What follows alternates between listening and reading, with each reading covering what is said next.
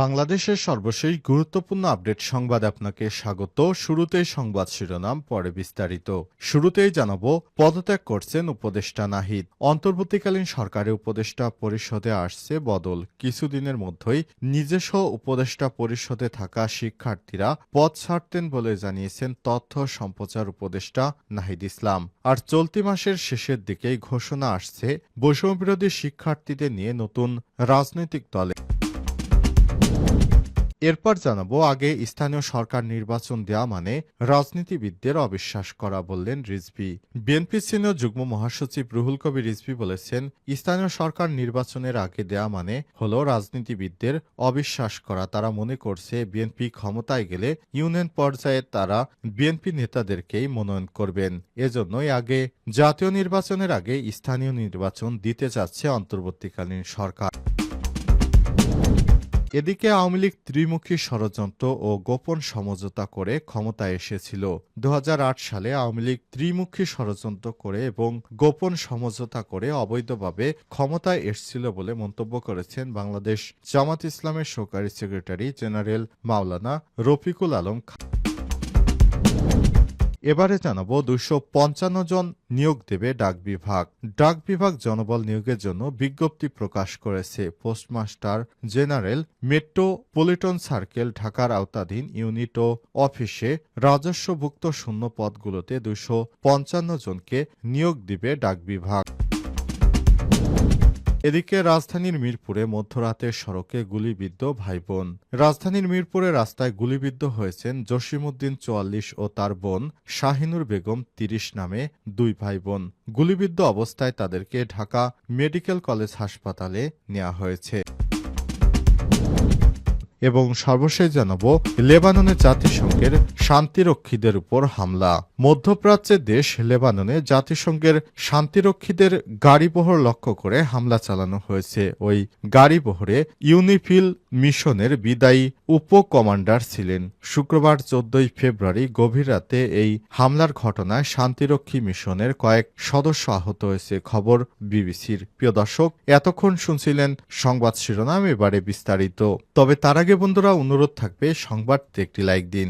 এই চ্যানেলে আপনি নতুন হয়ে থাকলে আমাদের সংবাদটি দেখতে দেখতে চ্যানেলটি সাবস্ক্রাইব করে রাখুন। কমেন্ট করে বন্ধুরা আপনার মূল্যবান মতামত জানিয়ে দিন আপনি বিশ্বের কোন দেশ থেকে বা বাংলাদেশের কোন স্থান থেকে আমাদের সংবাদটি দেখছেন এবং শুনছেন। এবারে বিস্তারিত। রাজধানীর মিরপুরে মধ্যরাতের সড়কে গুলিবিদ্ধ ভাইবোন। রাজধানীর মিরপুর রাস্তায় গুলিবিদ্ধ হয়েছেন মোহাম্মদ জসিমউদ্দিন 44 ও শাহিনুর বেগম 30 নামের দুই ভাইবোন। গুলিবিদ্ধ অবস্থায় স্থানীয়রা অভিযোগ করেছেন, স্থানীয় এক ছিনতাইকারীকে আটকের পর পুলিশের দেয় শত্রুতার জেরে তাদের গুলি করা হয়েছে। শুক্রবার 14 ফেব্রুয়ারি দিবাগত রাত 3:30টার দিকে মিরপুর 11 নম্বর সেকশনের ই ব্লকের 1 নম্বর সড়কে এই ঘটনা ঘটে। বিষয়টি পল্লবী থানার ভারপ্রাপ্ত কর্মকর্তা ওসি নজরুল ইসলাম কালবেলাকে নিশ্চিত করেছেন। শনিবার 15 ফেব্রুয়ারি সকালে আহত অবস্থায় তাদের ঢাকা মেডিকেল কলেজ হাসপাতালে নিয়ে যাওয়া হয়। ভাই জসিমের অবস্থা গুরুতর হয়, তাকে ভর্তি করা হয় এবং বোন শাইনুরকে প্রাথমিক চিকিৎসা দিয়ে ছেড়ে দিয়েছে হাসপাতাল কর্তৃপক্ষ। আহত জসিম জানান, তিনি পরিবার নিয়ে গাজীপুরের কাশিমপুর এলাকায় থাকেন। সেখানে তার ফার্নিচারে ব্যবসা রয়েছে।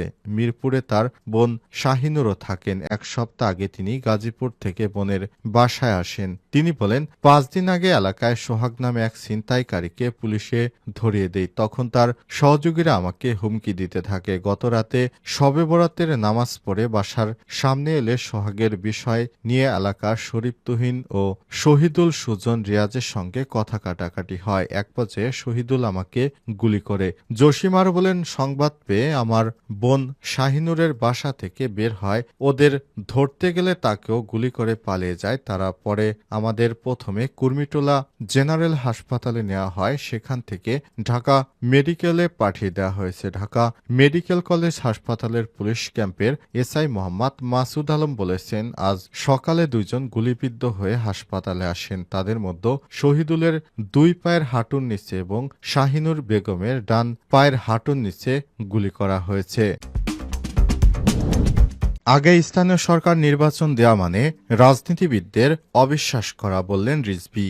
বিএনপি সিনিয়র যুগ্ম মহাসচিব অ্যাডভোকেট রুহুল কবির রিজভী আহমেদ বলেছেন, আগে স্থানীয় নির্বাচন দেওয়া মানে বিএনপিকে অবিশ্বাস করা, রাজনীতিবিদদের অবিশ্বাস করা। কারণ বিএনপি ক্ষমতায় যাওয়ার পর বিএনপি তাদের নেতাদেরকেই ইউনিয়ন পর্যায়ে বসাবে, এমনটা ধারণা থেকেই হয়তো সরকার মনে করছে আগে স্থানীয় নির্বাচন হওয়া প্রয়োজন। কিন্তু স্থানীয় নির্বাচন যদি হয় তাহলে স্বৈরাচার আবারও বাংলাদেশে পুনর্বাসনের সুযোগ পাবে। সুতরাং সরকারের উচিত হবে আগে জাতীয় পর্যায়ে নির্বাচনের আয়োজন করা। এরপর আগামীতে যারা ক্ষমতায় আসবে তারাই নির্ধারণ করবে কিভাবে স্থানীয় পর্যায়ে নির্বাচন হবে। সেই অনুযায়ী সরকারের কাজ করা উচিত বলে মনে করছেন বিএনপির সিনিয়র যুগ্ম মহাসচিব অ্যাডভোকেট রুহুল কবির রিজভী।